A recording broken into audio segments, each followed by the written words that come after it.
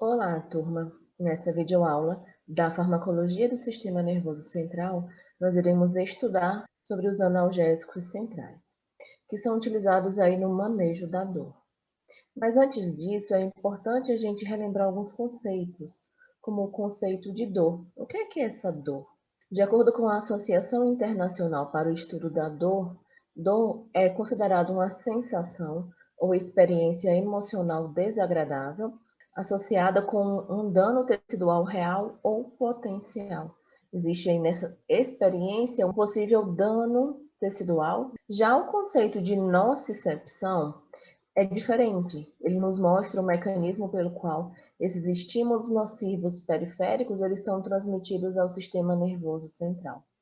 Dessa forma, pessoal, existe uma diferença entre a questão da dor e da nocicepção. A dor é sempre subjetiva e é algo extremamente pessoal. A dor é muito pessoal. A maneira como eu encaro a dor é diferente da maneira como você encara a dor.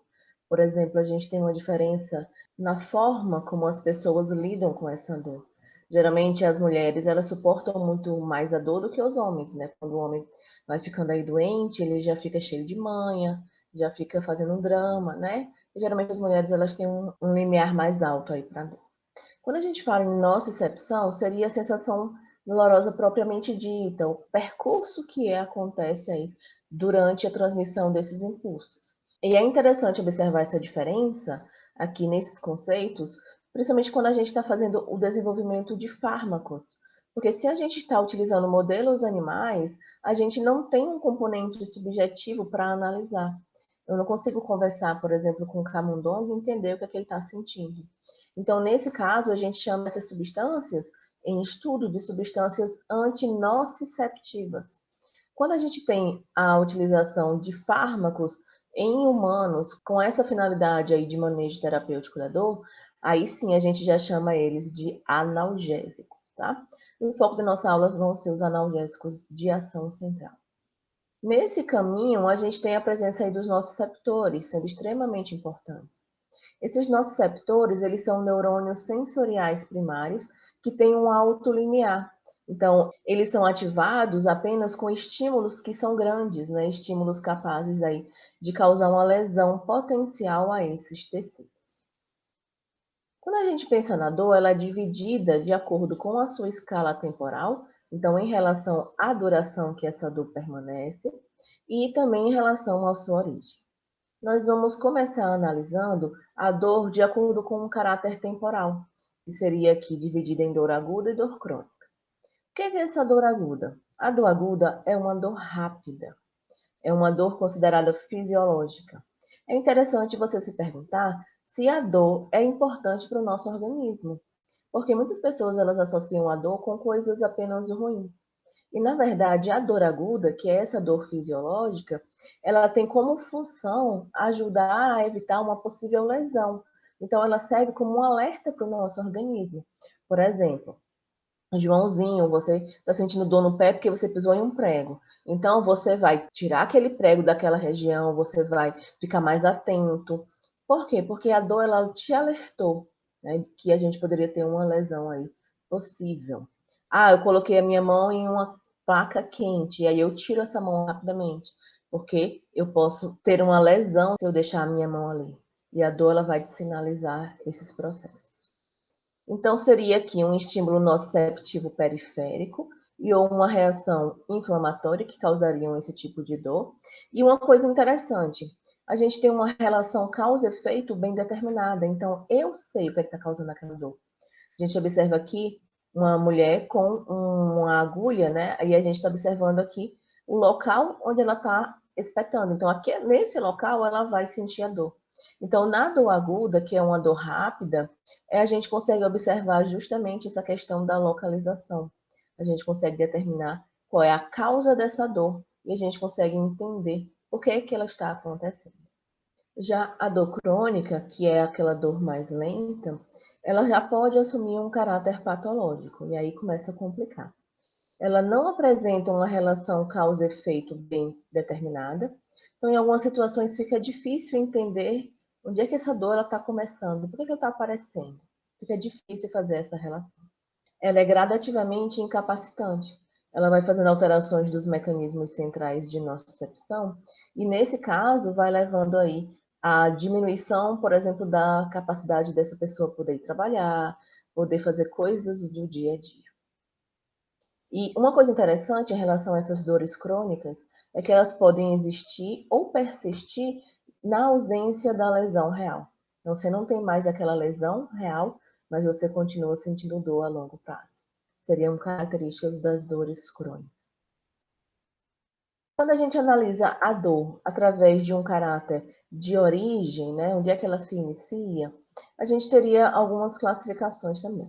Existe a dor chamada de nociceptiva ou dor somática, que pode ser causada por uma estimulação. No caso, a gente tem um tecido normal que é danificado por algum tipo de estímulo, como, por exemplo, calor, pressão, um corte naquela região. E aí a pessoa vai sentir uma dor constante, porém essa dor é localizada no local onde a gente tem aquele estímulo atuando. E isso causa, então, a ativação de nociceptores. Aqui a gente tem alguns exemplos da queimadura. Queimadura, você sente a dor naquele local da queimadura. Então, existem queimaduras de primeiro grau, que acometem aqui apenas a derme, queimadura de segundo grau, que acomete derme e epiderme, e a queimadura de terceiro grau, que acomete derme, epiderme e a hipoderme. Essa dor nociceptiva ou somática pode também ser causada devido a um dano tecidual. Por exemplo, se a gente tem alguma doença que provoca um dano tecidual, geralmente elas estão associadas com uma inflamação local. E isso promove um aumento da excitabilidade desse sistema somatosensorial. Um exemplo clássico seria um indivíduo que tem artrite reumatoide. É uma doença autoimune onde a gente observa aí a inflamação nessas regiões aqui das articulações. E aí o indivíduo ele tem esses danos locais e constantemente ele fica ali sentindo dor nessas regiões de articulações. Nós temos a dor neuropática, que é causada devido a uma injúria que a gente pode ter em algum nervo, ou então se a pessoa tem uma função anormal em algum local da transmissão neuronal dos tecidos periféricos ao sistema nervoso central, que é um trajeto que a gente vai conhecer mais para frente na nossa aula. Essa dor, ela persiste após o desaparecimento dessa causa desencadeante. Então, um exemplo clássico aqui seria justamente a questão da dor do membro fantasma. Indivíduos que perdem algum membro, eles têm modificações naquele mapa somatotópico que a gente observa lá na região do córtex somatosensorial, que fica naquele giro pós-central do córtex parietal. Então, eles podem sentir dor naquela região onde ele tinha um membro antes, devido às modificações que ocorreram na região lá do córtex somatosensorial. Além disso, a gente também tem exemplos de dores disfuncionais. Olha esse nome, é uma dor disfuncional. Essa dor, ela é uma dor considerável na ausência de estímulos nocivos ou de inflamação do sistema nervoso. Então, a gente pode observar uma função anormal desse sistema nervoso. Uma das coisas mais clássicas em relação a essa dor disfuncional é o que é observado nos quadros de fibromialgia, que é uma alteração que ainda não se sabe muito bem o que é que realmente causa ela, né? Não bateram um martelo ainda para dizer quais seriam as causas aí dessa fibromialgia. Mas a pessoa, ela sente dor principalmente na região de articulações, de músculos, e é uma dor muito forte nessas regiões. E até hoje não sabe muito bem quais são as causas dessa fibromialgia, por isso que também é muito difícil de tratar. É esse tipo de dor que acontece lá na cefaleia tensionante, na síndrome do intestino irritável e também na própria dor do trigêmeo. Para que a gente consiga entender a aplicação dos analgésicos centrais nesse manejo terapêutico da dor, é importante a gente relembrar um pouco sobre aqueles aspectos da fisiologia da dor. Como é que acontece esse trajeto de um estímulo nocivo até a nossa percepção central e interpretação de dor? Então, nós temos a transdução desse estímulo nocivo, que acontece aí através dos nossos receptores, a condução desses estímulos, aí utilizando neurônios sensoriais aferentes primários, a transmissão, utilizando aí neurônios de projeções secundárias, e a percepção central. Além disso, a gente tem transmissão e modulação descendentes, através aí de interneurônios inibitórios e interneurônios excitatórios. Então, a gente vai analisar essas etapas, iniciando pela questão da transdução sensorial. A primeira coisa que a gente precisa fazer para chegar a uma interpretação final de dor é fazer a excitação dos neurônios primários, né? Para poder então encaminhar esse estímulo nocivo lá para o sistema nervoso central em seguida. E como é que isso pode ser feito? A gente tem diferentes estímulos, pessoal. Por exemplo, a gente tem estímulos químicos que podem levar à ativação desses neurônios. Por exemplo, aqui a gente tem abertura de receptores ionotrópicos ou ativação de receptores metabotrópicos. Diferentes substâncias, por exemplo, a gente tem aqui canais iônicos ativados por ácidos, a gente tem os receptores P2X e P2Y aí do ATP, o P2X sendo um receptor ionotrópico e o P2Y sendo aqui um receptor metabotrópico. A gente tem receptores para bradicinina, o B1 e B2, que são receptores metabotrópicos acoplados à proteína GQ. Então, todos eles podem ser ativados por estímulos químicos distintos e levar a um aumento no influxo de sódio e cálcio. Quando isso acontece, a gente tem um potencial gerador, que vai causando aquela despolarização de membrana. E se a gente atingir o limiar, né, aquele limiar, para ativar o canal de sódio dependente de voltagem, a gente consegue gerar um potencial de ação e propagar esse potencial de ação para frente. Além desses estímulos químicos, nós temos também os estímulos mecânicos. Por exemplo, pensa aí em um beliscão. Se você beliscar o braço de uma pessoa com uma determinada intensidade, uma força, você pode ativar esses receptores aqui, que são os receptores iônicos mecanosensoriais. Eles se abrem devido a essa deformação mecânica local. Eles também levam a influxo de cargas positivas, como sódio e cálcio, gerando aquele potencial gerador que vai levar à despolarização da membrana. E se a gente alcançar o limiar daquele canal de sódio dependente de voltagem, a gente tem a geração de um potencial de ação. Além desses estímulos mecânicos, a gente também tem estímulos térmicos. Variações nesse fluxo de calor, nesse fluxo de frio, podem ativar diferentes tipos de receptores ionotrópicos, levando a influxo de sódio e cálcio, geração desse potencial, despolarização de membrana, alcance desse limiar de excitabilidade para os canais de sódio dependentes de voltagem, e geração de potencial de ação que é passado para frente. Em relação aos termorreceptores, eles estão aí nesses neurônios sensoriais primários e, principalmente, a gente tem uma família de receptores chamados de receptores de potencial transiente, que são os TRPs. Por exemplo, a gente tem o TRPA1, que também é ativado pelo óleo da mostarda. O TRPM8, que é ativado pelo mentol por substâncias mentoladas. O TRPV3, que também é ativado aí pela cânfora. O TRPV1, que é ativado, por exemplo, pela capsaicina e pelo baixo pH. A capsaicina é uma substância que está presente nas pimentas. Por isso que as pimentas elas causam um certo tipo de dor, porque existe uma substância que pode ativar esses termorreceptores também. A gente pode observar essa questão da ativação dos receptores sensíveis a essa variação aí de fluxo de calor ou de frio através desse gráfico, que nos mostra aqui a frequência, né, de abertura desses canais em função aqui da questão da temperatura em graus Celsius. Nossa temperatura corporal, ela gira ali em torno de 36,5.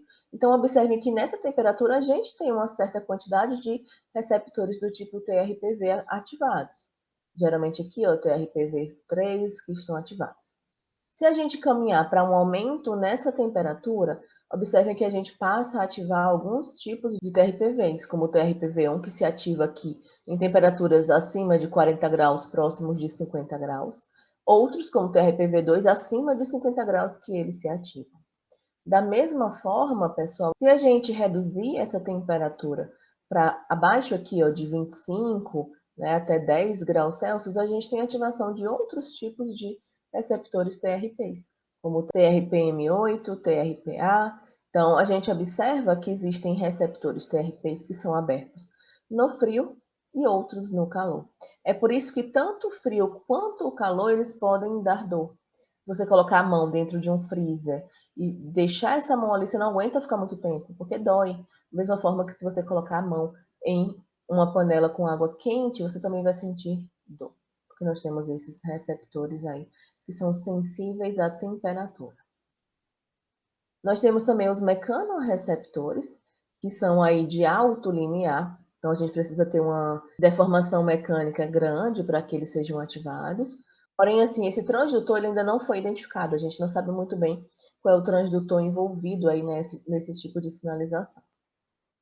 Já em relação aos quimiorreceptores, existem as substâncias chamadas de ativadores químicos e os agentes sensibilizadores. E a diferença é que alguns agentes químicos, eles conseguem excitar diretamente as terminações nervosas periféricas, que seriam aí os ativadores químicos. E outros agentes, eles vão aumentar a sensibilidade dessas terminações periféricas, que são aí os agentes chamados de agentes sensibilizadores. Aqui nós podemos observar receptores de transdução quimiosensíveis expressos por neurônios nociceptores. Tipo de ligação, pH baixo, então a gente teria uma quantidade alta de íons H+, que são os prótons, atuando nesses canais CISA, né, que são canais iônicos regulados pelo pH. A gente tem o ATP também atuando em receptores P2X, que são aí receptores iônicos regulados por ligandes, receptores P2Y, que são receptores acoplados à proteína G. E a gente tem as cininas, como a bradicinina, que atuam em seus receptores B1 e B2, que são receptores acoplados à proteína GQ, envolvido com a dor principalmente aqui o receptor B1. A gente consegue observar a importância dessas substâncias que são álgicas, né? E também dessas substâncias que são sensibilizadoras, através desse experimento aqui. Nesse gráfico, a gente observa os impulsos a cada 4 segundos, em função aqui do tempo em minutos, e a gente tem a administração de algumas substâncias.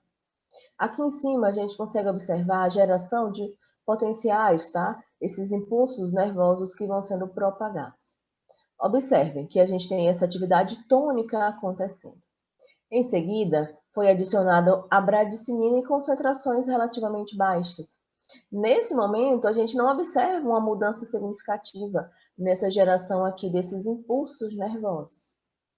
Depois de um tempo, foi adicionada aqui ó, a prostaglandina E2. Prostaglandina E2 foi adicionada e observem, ela sozinha não fez modificação nessa propagação desses impulsos nervosos. Entretanto, na presença dela, ela estava presente durante todo esse momento, foi adicionada a bradicinina novamente, nessa mesma concentração pequena. E aí observem o que aconteceu.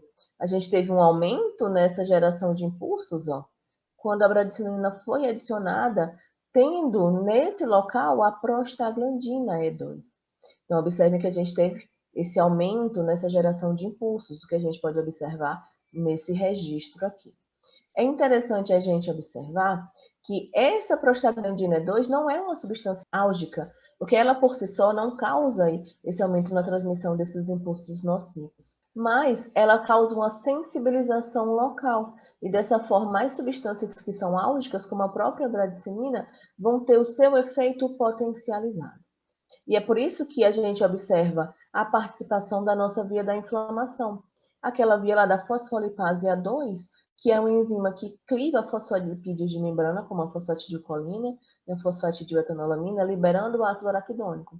E o ácido araquidônico ele sofre a ação das enzimas ciclooxigenases e aí é convertido em diferentes prostaglandinas, prostaciclina e também no tromboxano.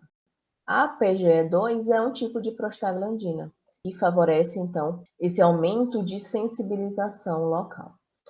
Por isso que quando a pessoa tem um processo inflamatório, ela fica aí mais sensível a qualquer estímulo naquela região, porque a gente tem uma sensibilização local. Pensando agora na condução da periferia para a medula espinal, a gente vai ter essa condução desses estímulos passando através de fibras nervosas somatosensoriais. A gente tem as fibras aqui, a beta, tá? Elas são fibras grossas mielinizadas, as mais velozes aqui de 30 a 70 metros por segundo de condução, mas aqui elas são associadas com estímulos mecânicos. Quando a gente pensa em dor, a dor rápida, ela é conduzida através de fibras A delta, que são fibras finas e mielinizadas. A velocidade de condução aqui vai estar entre 12 e 30 metros por segundo. Além dessa dor rápida, a gente observa a condução de frio e de estímulos mecânicos. Já a dor lenta, ela é conduzida através das fibras C. As fibras C, elas são finas e também são não mielinizadas. Por causa disso, a gente tem uma velocidade de condução mais baixa, né, gente? Cerca de 0,5 a 2 metros por segundo.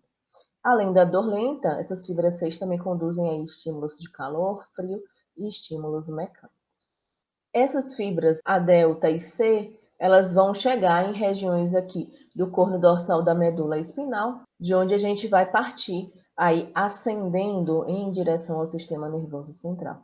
Então, observe, a gente tem aqui os nossos septores, né, que seriam aqui, nesse caso, tendo essa condução pelas fibras A delta mielinizadas, e aqui também nossos septores, fibras C, que são amielinizadas. Para que a gente consiga fazer essa condução desses estímulos da periferia para a medula espinal, a gente precisa muito da presença de canais de sódio operados por voltagem nessa região. A gente tem canais de sódio dependentes de voltagem do tipo 1.7, 1.8, 1.9 e NaX, exclusivo na porção dos neurônios aferentes. Lembra que o neurônio aferente é aquele inicial, né, que vai pegar esse sinal aqui e vai conduzir em direção ao sistema nervoso central. Nos nossos receptores, a gente tem a expressão muito grande de canais de sódio dependentes de voltagem, do tipo 1.8 e 1.9. Então, se um indivíduo ele tem alguma alteração na expressão desses tipos de canais, ele vai ter muito problema. Ele pode ter uma dificuldade de condução desses estímulos da periferia para a medula espinal. E isso é problemático, tá, gente? Não pensem que não sentir dor é algo positivo. Porque se a dor ela serve de um alerta para o seu indivíduo, para que você não tenha uma lesão naquele local, se você não tiver a dor, você pode ter uma lesão se estabelecendo e não vai nem perceber. O próximo ponto, gente, seria fazer a transdução aqui nessa região do corno dorsal da medula espinal. Nesse caso, a gente tem um processo de transmissão rápida e um processo de transmissão lenta. Para que a gente entenda esse processo de transmissão rápida, inicialmente eu vou situar vocês, tá? Aqui nós estamos observando uma terminação central do neurônio sensorial primário. Então, a gente tem essa terminação aqui.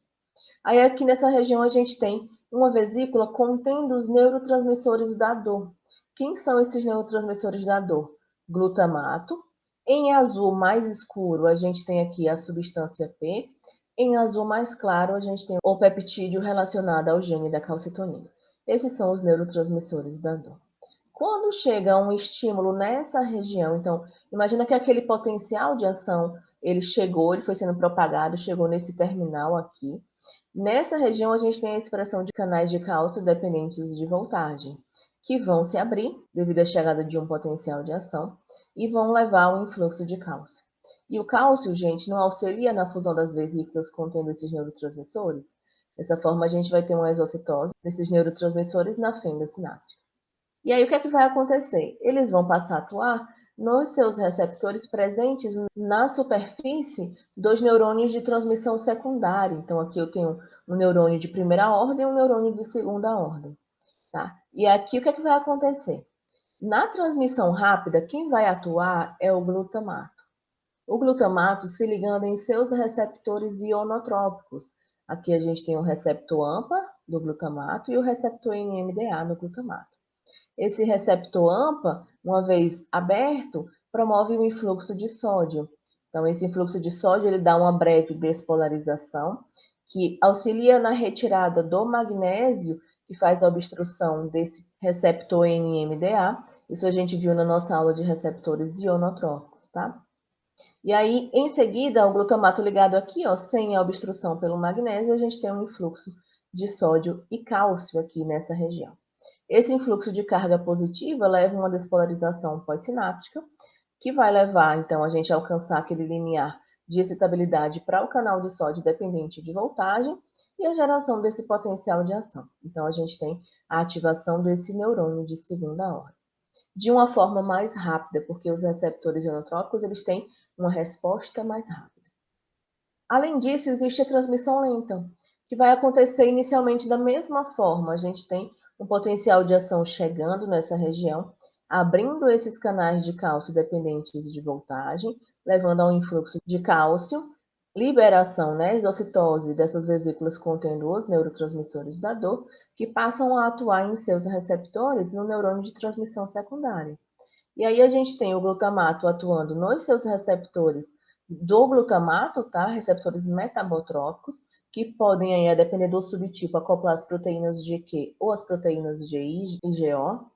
A substância P atua nos seus receptores de neurocyanina, que a depender do subtipo também acopla as proteínas GQ ou as proteínas GI, e o peptídeo relacionado ao gene da calcitonina se ligando aqui ao seu receptor metabotrópico também, que também pode acoplar as proteínas GQ ou GI. Dessa forma, a gente vai ter uma resposta moduladora lenta, mas a gente vai ter uma despolarização pós-sináptica. Se for a atuação das proteínas GI, a gente vai ter o dímero beta-gama dessa proteína GI ativando a via da fosfolipase C-beta-2, e aí a gente teria um aumento de cálcio, tá? Então a gente teria despolarização pós-sináptica, alcance daquele limiar para o canal de sódio regulado por voltagem e a geração desse potencial de ação nesse local.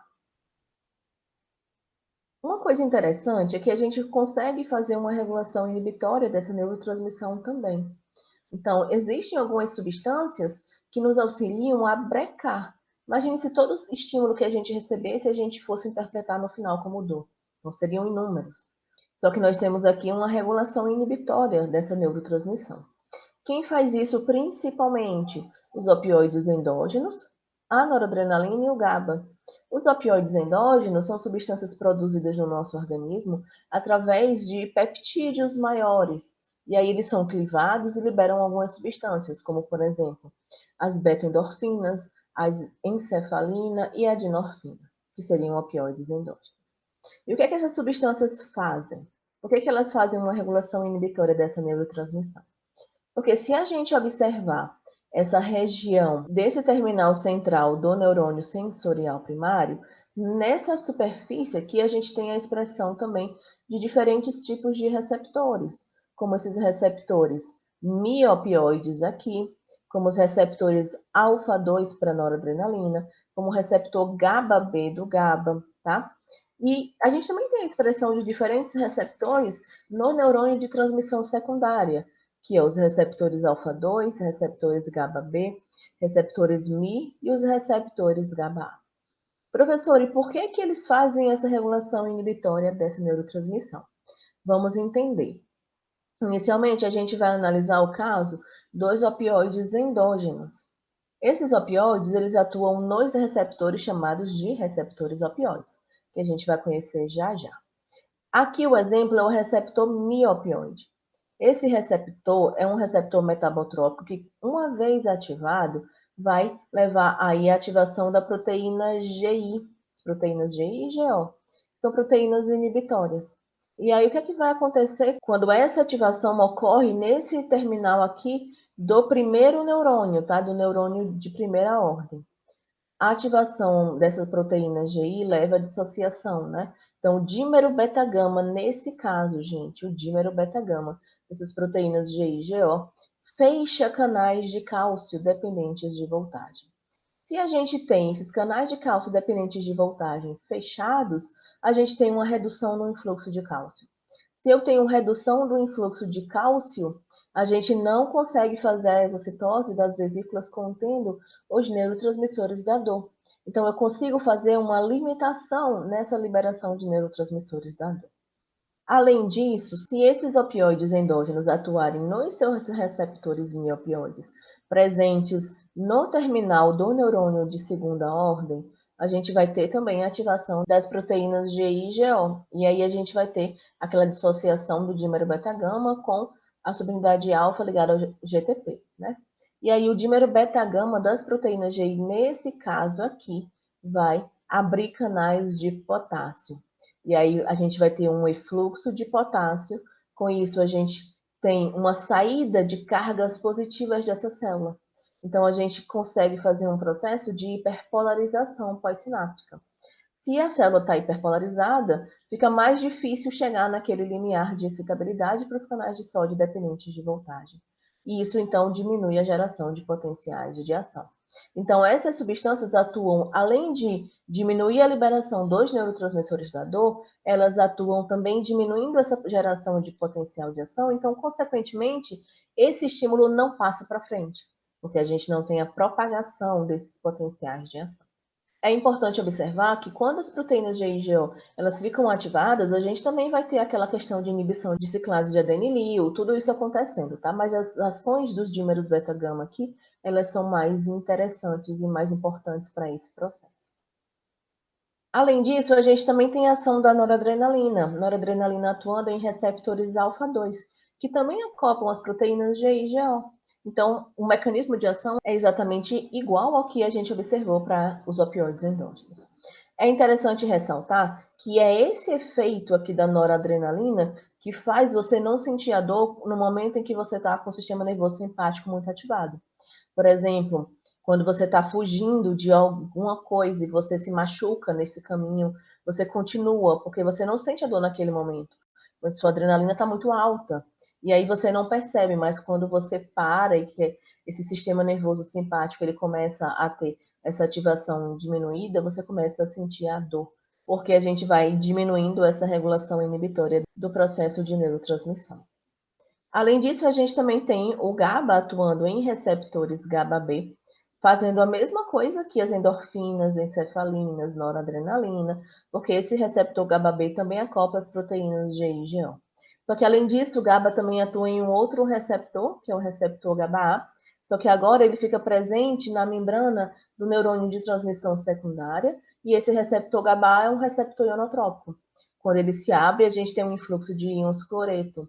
A gente aumenta a condutância ao cloreto, que é negativo, então aumenta esse processo de hiperpolarização pós-sináptica, diminui aquela chegada ao limiar de excitabilidade para os canais de sódio regulados por voltagem, e aí a gente tem uma diminuição da geração de potenciais de ação e, consequentemente, diminuição da condução desses estímulos nociceptivos que iriam se direcionar para o sistema nervoso central.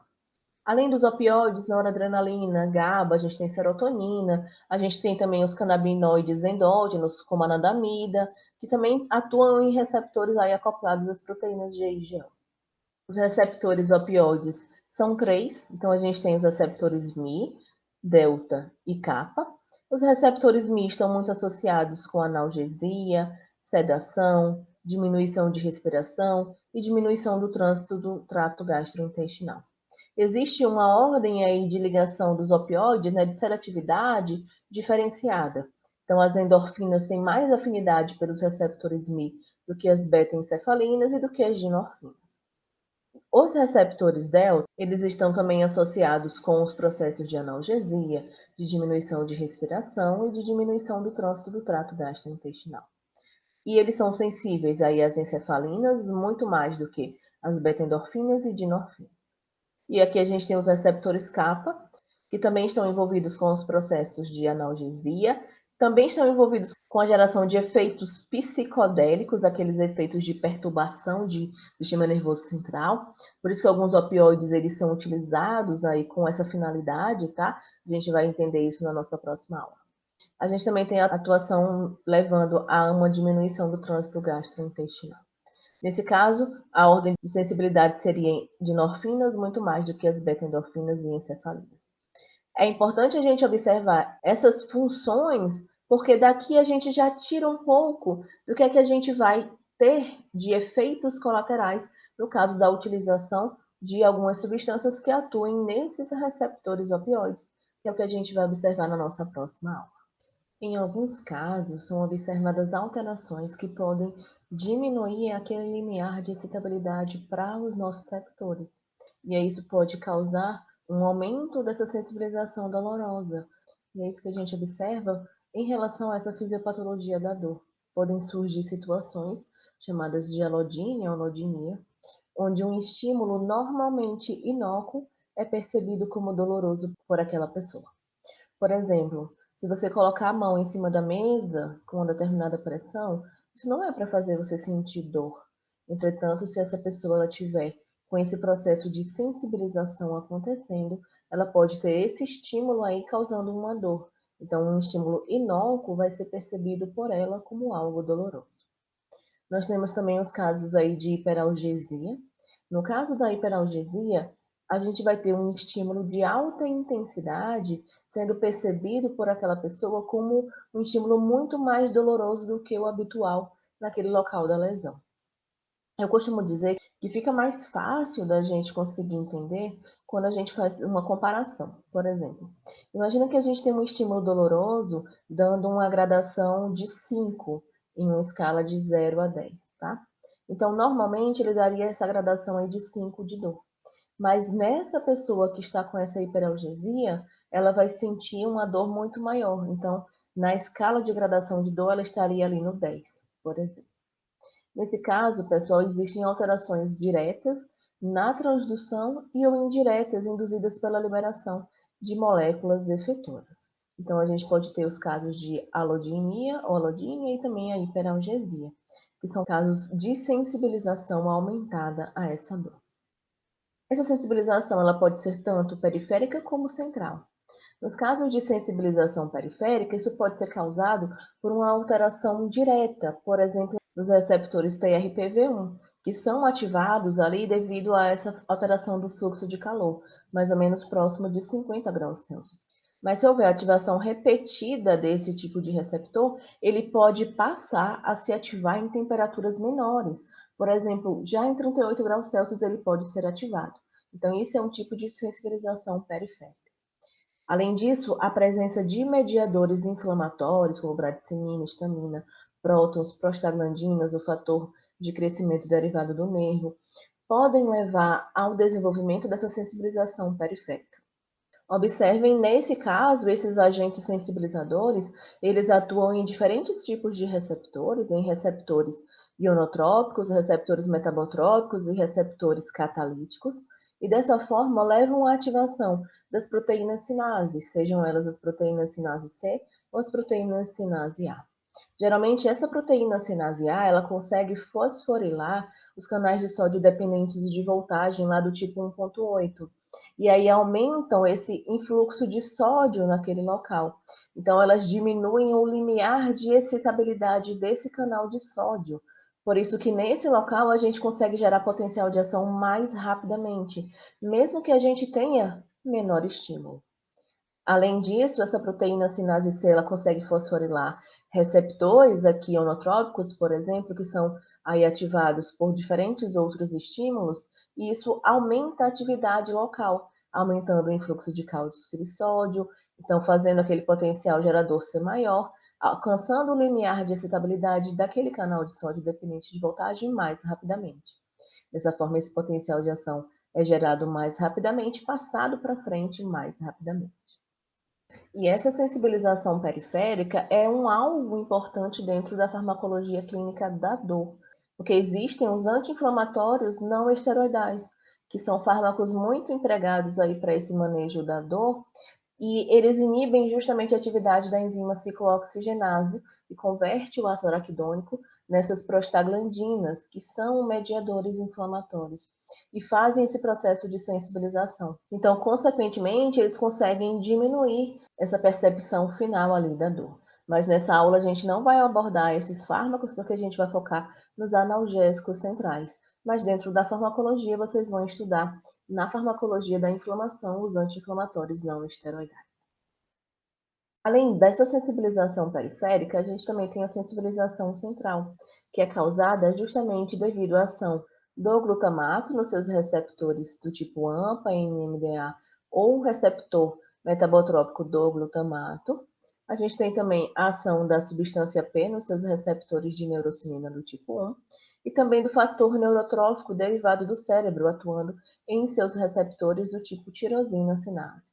O que é que acontece quando a gente tem a atuação dessas substâncias nesses receptores? Aqui no caso do glutamato, a gente tem essa despolarização inicial, só que em casos de estímulos persistentes, pessoal, de ativação constante desses receptores, a gente vai levar à ativação de diferentes proteínas sinases dentro dessa célula, como a PKC, a cancinase do tipo 2, a proteína ERK, que vão fazer a fosforilação de proteínas pré-sinápticas, por exemplo, podem fosforilar esses receptores AMPA do glutamato ou esses receptores NMDA do glutamato e aumentar a sua atividade.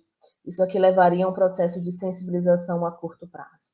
Além disso, a atuação dessas substâncias pode levar A ativação dessas sinases, que podem fazer a fosforilação de proteínas reguladoras dos genes, aumentar a expressão de gene de algumas proteínas, e isso leva a uma sensibilização a longo prazo. Por exemplo, pode colocar muito mais receptores para os neurotransmissores da dor nessa região aqui do neurônio de transmissão secundária. Então, isso faz um processo aí de sensibilização central também. No caso da dor neuropática, a gente observa geralmente uma injúria em um tipo de nervo, né, em algum tipo aí de transmissão. Então, nesse caso aqui, existe essa perda desse suporte trófico. Nesse local da lesão axônica, a gente tem uma geração, uma mudança de microambientes. Então, a gente tem uma liberação de várias substâncias aqui, a secreção de citocinas, fatores de crescimento, infiltração de células inflamatórias. Então, a gente tem uma modificação estrutural nesse local. E por que isso é importante? Porque a gente tem, então, uma alteração de expressão gênica naquelas fibras nervosas que estão lesionadas, e não só nelas, mas nas que estão adjacentes também. Então, a gente tem uma alteração na sensibilidade e na atividade dessas fibras, seja a que foi lesionada, como também as que estão na sua periferia. Então, a gente teria terminações aqui livres, uma região que foi modificada. A gente teria aqui alteração nessa expressão gênica de sensibilidade, que faz então a gente propagar mais esses sinais aqui, que seriam captados pelos estímulos nocivos, pelos estímulos dolorosos. Por exemplo, uma coisa que geralmente pode acontecer, que alguns canais de sódio, como os canais de sódio dependentes de voltagem do tipo 1.3, que não eram detectáveis antes nos neurônios sensoriais primários, são suprarregulados. Então, a gente tem aí canais de sódio dependentes de voltagem do tipo 1.3 que tem uma rápida recuperação daquele processo de inativação. Então, acredita-se que eles contribuem bastante para essa dor neuropática. A gente tem uma infrarregulação dos canais de sódio dependentes de voltagem do tipo 1.8, por exemplo, que são canais que eles têm um processo de recuperação mais lento, né? E lembra que a gente tem as fases de inativação, de fechamento e de abertura desses canais. E os 1.3, que são muito rápidos nessa recuperação, eles são suprarregulados. Então, isso estimula essa passagem mais rápida de sinal nesse local e contribui para essa manutenção constante aí da dor, no caso dessa dor neuropática. Para a gente fechar essa aula, vou apresentar para vocês o que a gente teria aí disponível no mercado para o tratamento da dor.